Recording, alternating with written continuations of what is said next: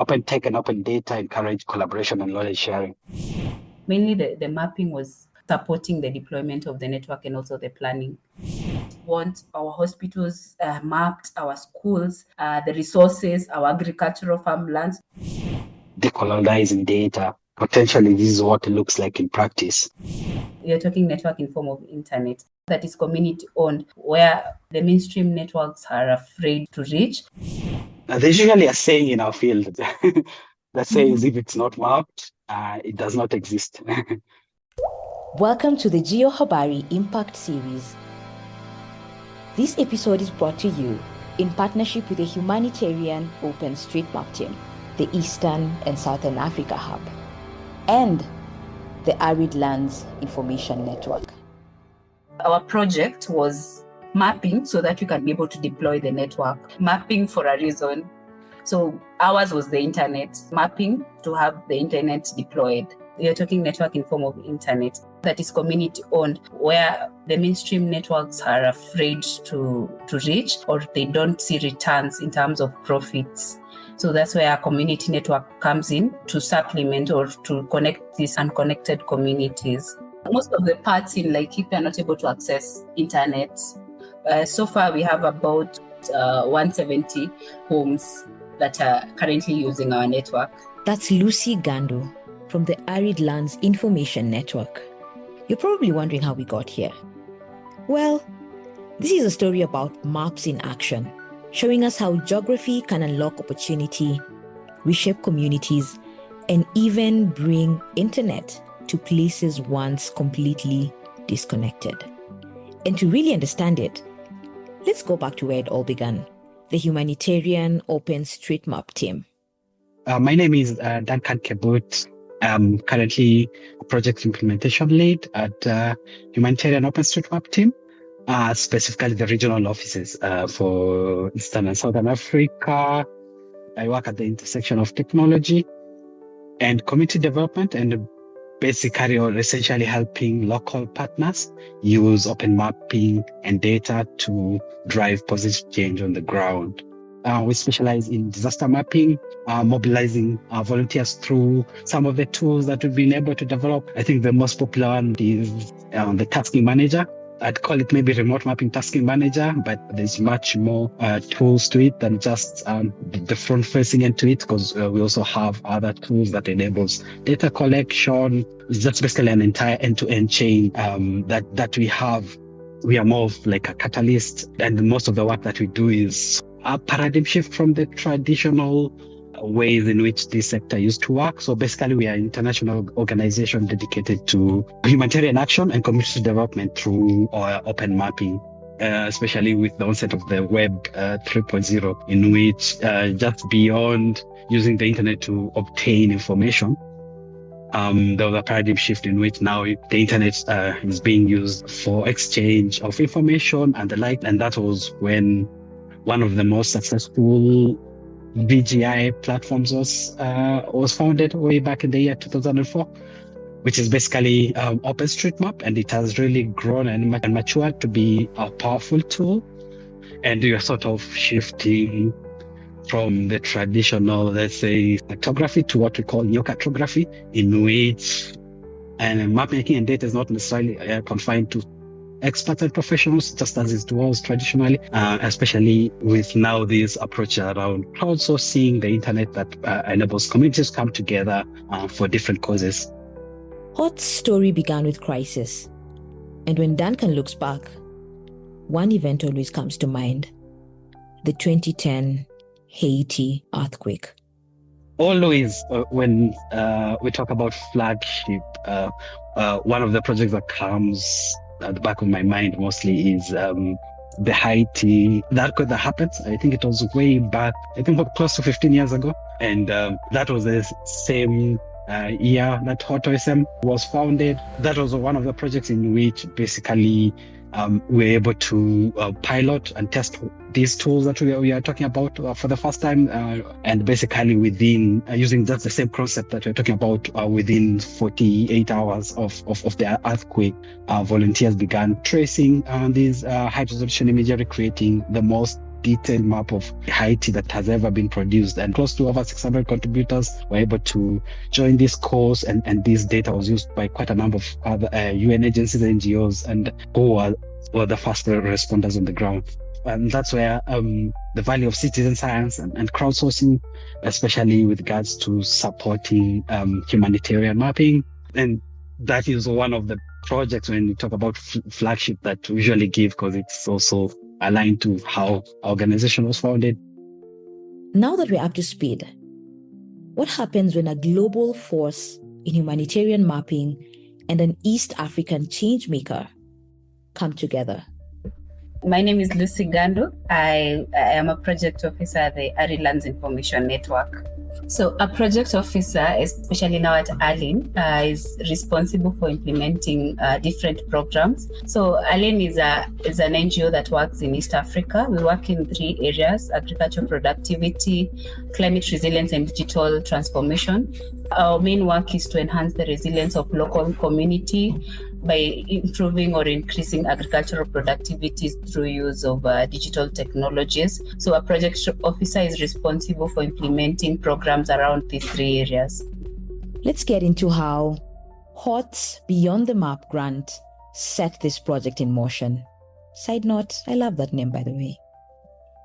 The reasons why we had this grant, we wanted to really diversify and be able to reach out to different mission-aligned organizations doing grassroots work at different areas, and just to be able to hear what challenges that they're tackling at the grassroots level and what opportunities that there are for them to integrate data within their programmatic work, and hence the name Beyond the Map, because we were mostly interested in looking for partners who just didn't want to map for mapping sake, but one who would leverage now these open data to address like real local challenges.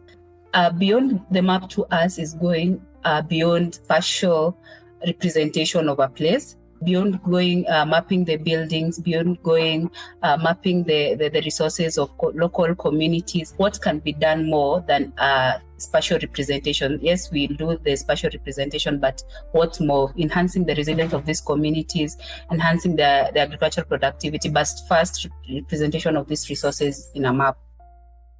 How we approached this grant was mostly through a call for proposal. Like, we are just not looking for people who just wanted to map for mapping sake, but one who were leveraging now this open data to address real local challenges. Specifically for ALIN, their proposal stood out because it was so holistic and community-centered. Our pitching point is to assist us with a spatial representation that we can use to deploy this network. Mapping so that we can be able to deploy the network. That was our selling point. We are talking network in form of internet that is community-owned, where the mainstream networks are afraid to reach, or they don't see returns in terms of profits. So that's where our community network comes in to supplement or to connect these unconnected communities. Today, only 38% of Africa's population is connected to the internet, far below the global average of 68%, according to the International Telecommunications Union. Yet, connectivity is not just about being online, it's about access. Access to markets, healthcare, economic inclusion, learning opportunities for young people, and a stronger voice for local communities. And in its absence, existing inequalities widen and entire communities fall further behind. And while everyone feels the loss, women and girls often carry a double burden. They risk being left even further behind. In places where commercial telecoms don't see profit, community networks are rewriting the story built by people for the people. By bringing internet, they're not just laying cables, they're laying the foundation for digital inclusion. Most of the parts in Laikipia are not able to access internet. It's the reason of the Beyond the Map grant, mapping for a reason, mapping for something that is beyond the map. So ours was the internet mapping to have the internet deployed. This project takes us to Laikipia, Kenya, specifically a small town called Sipili. Imagine wide open savannas stretching as far as the eye can see, dotted with farms and wildlife conservancies. This is Laikipia in central Kenya, a land of breathtaking beauty, but also resilience. Here you'll find the Humanitarian OpenStreetMap Team and the Arid Lands Information Network team, who work together to give residents the skills to chart their own schools, water points, and resources, creating data that belongs to them, and laying the foundation for connectivity and inclusion.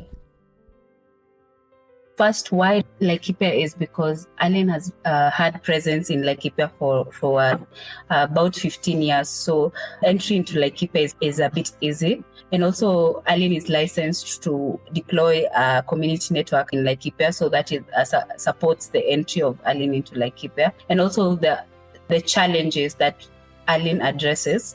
Laikipia is experiencing this challenge. I've talked about climate resilience. So the impacts of climate change are prevalent in Laikipia. I've talked about agriculture. ALIN has implemented agricultural projects previously in Laikipia. And our entry point was building on the already existing presence and impact that we've had in Laikipia. This is where the real story begins, when the community takes the lead on what gets mapped. Initially, the spatial representation of Laikipia that was there was the ranches, the group ranches, the bigger ranches. So that was the only spatial representation that was there. But the gap we filled is having representation of a number of resources. So mostly buildings, farmlands, agricultural farmlands, and also electricity infrastructure. So and also water infrastructure in terms of water pans and many more. We also had a field validation where we got to see data on how many schools are in the area, how many hospitals, how many police stations, the major infrastructure. For too long, places like Sipili were blank spaces on official maps. Blank spaces don't get resources. Blank spaces don't get recognition. And frankly, blank spaces don't tell the full story of the people who live there. There's usually a saying in our field that says if it's not mapped, it does not exist. So basically, by mapping their own areas, communities ensure they are no longer invisible. This unlocks better access to resources and services. For example, if a community maps all its water points and shows that half of them are not functional, that data can be a powerful tool for lobbying for water projects. It gives them the ability to literally put themselves on the map, ensuring that their realities are represented in data that others can be able to use for planning and decision making. For most of us, the internet is always there. A tap, a swipe, a message sent in an instant. But here, it's a lifeline. The possibilities are endless. One of the things that we've done through the mapping is the spatial analysis of the terrain. So we have a different terrains in Laikipia. So there are some places which are hilly and flat. And so addressing this terrain analysis, that would help us see the best places to deploy our infrastructure. And also the mapping helping us explore other plans and also areas that can help us deploy the ALINet network. So mainly the mapping was supporting the deployment of the network and also the planning. In this project, the maps tell a story, and the storytellers are the very people who live it. Most of the community members we were working with are youth. It's more sustainable to have these youths map the resources and also be involved in the implementation of the community network. They'll take the project as their own. So even in future, after the end of the project, they take the project as we produced the map. We are the ones who said that this infrastructure to be deployed at this specific place. So even in cases where we have some people from the community tampering with the infrastructure, they'll be able to address that because that is their own project.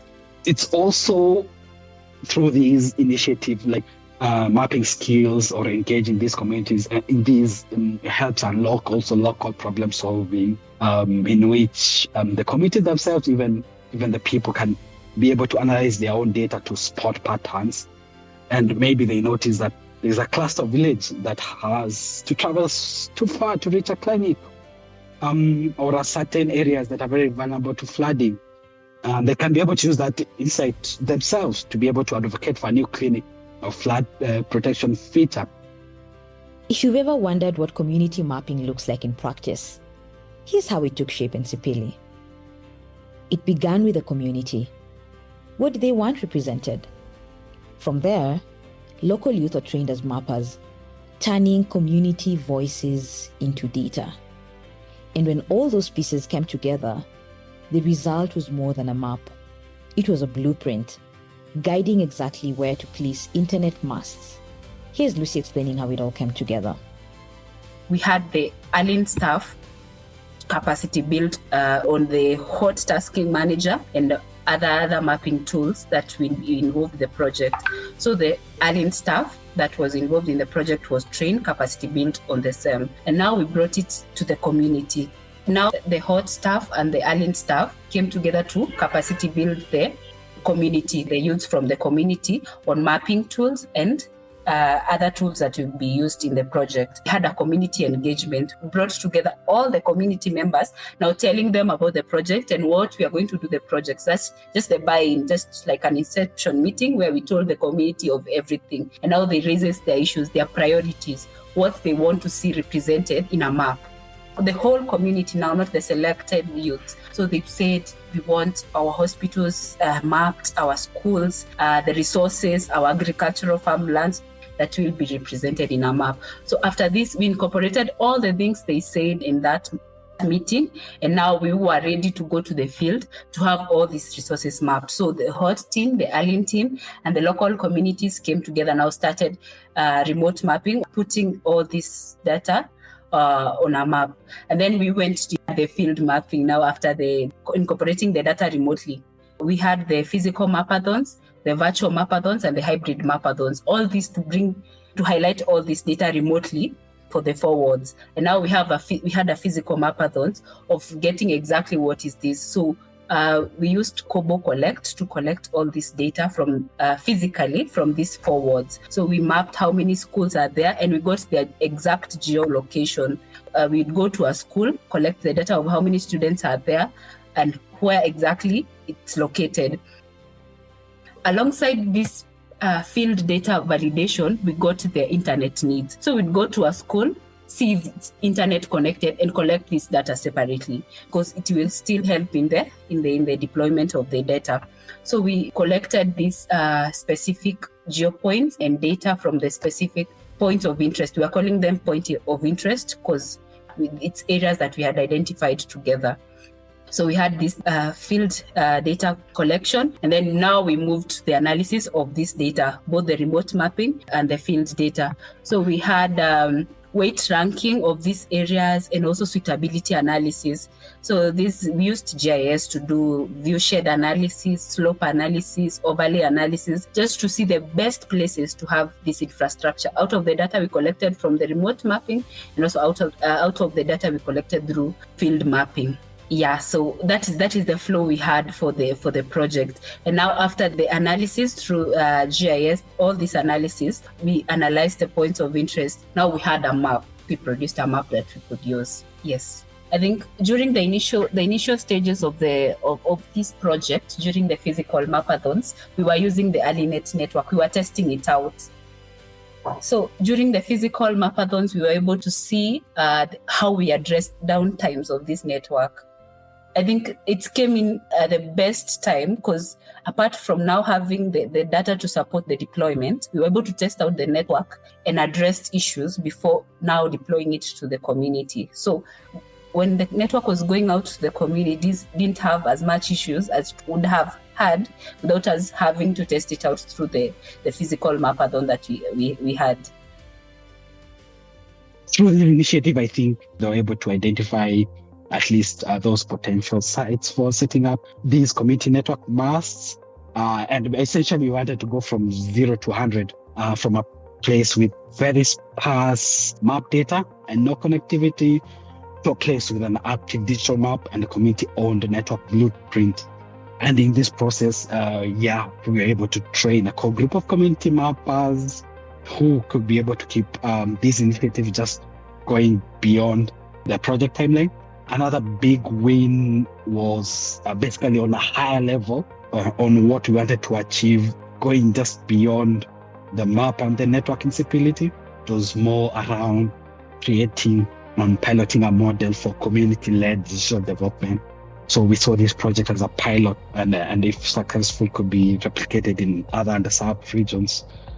So we are mostly very outcome-focused, impact-focused, and how this project can be able to potentially guide interventions to improve the lives and the resilience of the community over there, basically, and better data for decision making and the likes.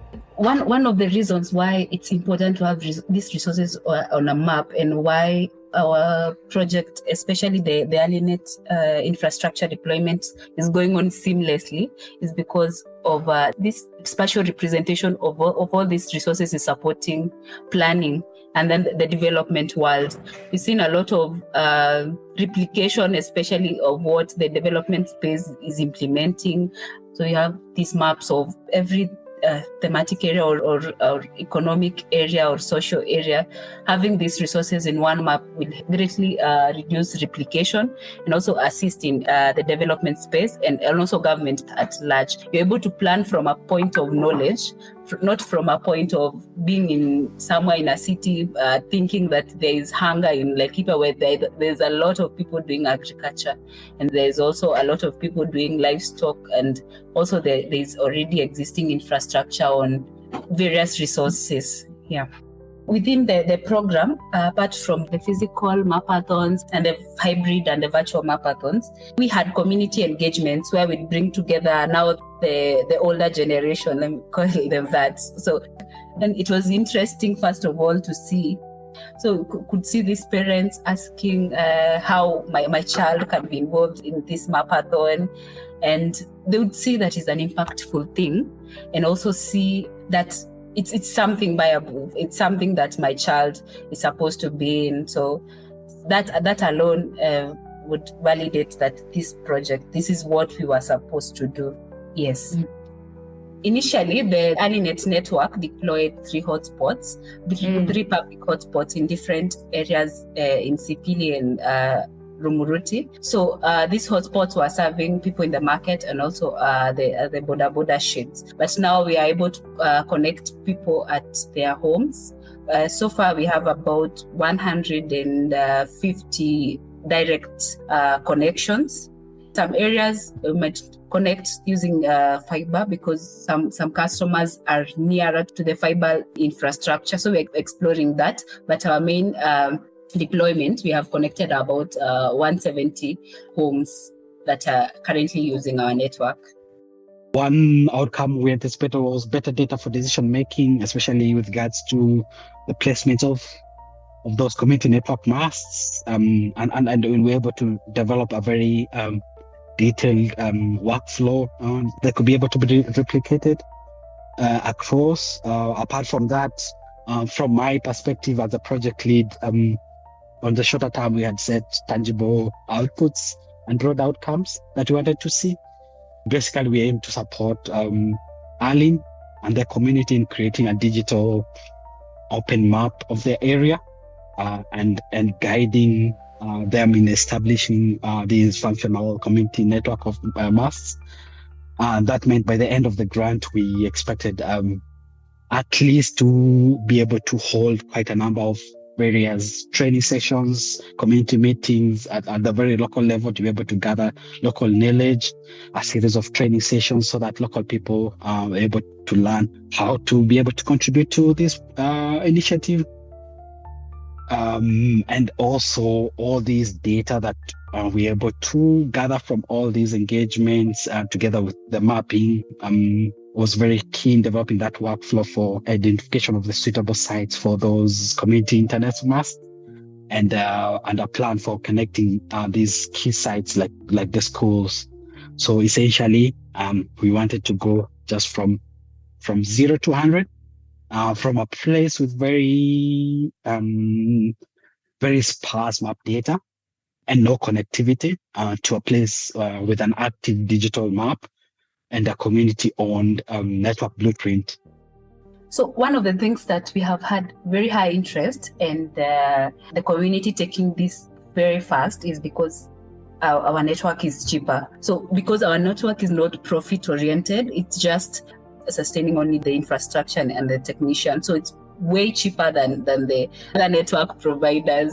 Yeah, most of the parts in Laikipia are not able to access internet. So our network, very efficient and affordable and dependable, is the reason they have taken it up very fast. Some impact or something that we are seeing out of the community from the project is that people are actually investing now with internet in the area. So we have had some two service providers that have come now to invest. ALIN is still having the connectivity in the areas, but we have inspired, or we have shown other providers that it is possible, or it's a market that people can explore. It's a very huge area, so it's still enough space for everyone, but we've had that privilege of inspiring other service providers to come on board and invest in Laikipia to provide internet. From Sipili to the world, the question is no longer if communities can shape their own data, but how far that power can go. Here's Duncan on what that future looks like. Specifically, in this Sipili's case, the community now has the skills to continue with this initiative just beyond whatever we had initially planned, which could feed into broader climate adaptation efforts or any other use case in which the community are interested with, or the problems that they are tackling. Mapping turns community members into citizen scientists and planners on an individual level. Basically, this learning to map builds digital literacy. Quite a number of them who mentioned it was their first experience with open source data and tech. And we believe that those skills are transferable, right? Someone can be able to go and learn more about GIS, use their new tech confidence to be able to even possibly start a new business or a source of income. We've also seen lots of trends in which we see youth who get involved in mapping often becomes mentors to others, unlocking potentially leadership skills. So it's not just about the map, it's more like unlocking communities, people's potential, and the likes, and the associated connections, because also through these initiatives, when communities have these mapping skills, it fosters basically connections, both locally and globally. Locally, through these mapping projects, they encourage dialogue about what do we have in our community and what do we need, and helps a lot in breaking down silos. So globally, being part of these open mapping communities connects them to a network of possibly like-minded folks around the world. Then the community members who are part of these, that means access to new knowledge, best practices, and sometimes even mentorship from experts across the globe. We recently opened a new mentorship program at our organization. So this kind of basically exchange is valuable. Like, for example, ALIN likes to say open tech and open data encourage collaboration and knowledge sharing beyond just one's immediate community. Another critical aspect is data sovereignty. With skills to collect and manage data themselves, the community can ensure that data reflects their perspectives and needs, rather than having like outsiders define it for them. So they're able to own their story, and in the long run, that can shift power dynamics. And there's usually lots of talk around decolonizing data. Basically, potentially, this is what it looks like in practice. Communities being at the forefront of mapping their own resources and deciding what's important for them, And of course, all this contributes to larger goals, basically. Example is potentially the SDG 16, enabling inclusive participation, citizens engaging in production of information that guides governance, and potentially even SDG 17 partnerships with the host communities with mapping skills can more effectively partner with government NGO, and they come to the table with data and clearly identified priorities. From disconnection to mapping to empowerment to possibility. And it all began with a project that truly lived up to its name, the Beyond the Map grant.